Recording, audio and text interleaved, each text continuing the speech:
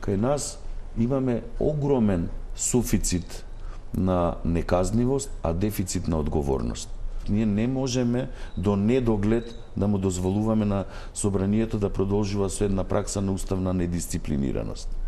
Значи, собранието е должно, ако го почитува Уставот, а должно е да го почитува Уставот, е да ги почитува и нашите одлуки, бидејќи нашите одлуки по сила на Уставот се конечни и извршни и општо задолжителни.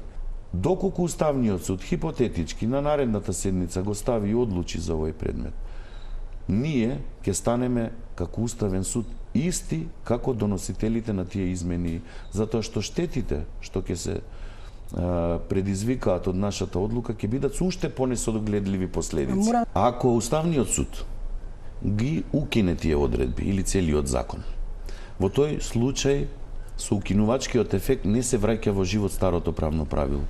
Во тој случај се создава правен вакуум, односно нема да постои член 353. И тоа е еден повик за неказнивост, односно како зелено светло да може да се краде колку што се сака, бидејќи по нашиот устав никој не може да одговара за кривично дело што не е предвидено во кривичниот законник.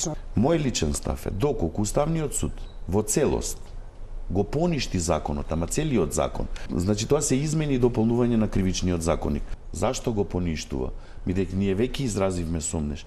Имаме сомнеш и за формалната уставна, односно постапката по која тој е донесен. Значи е донесен во нетранспарентна постапка. Без јавна расправа. Без јавна расправа, со злоупотреба на европско знаме.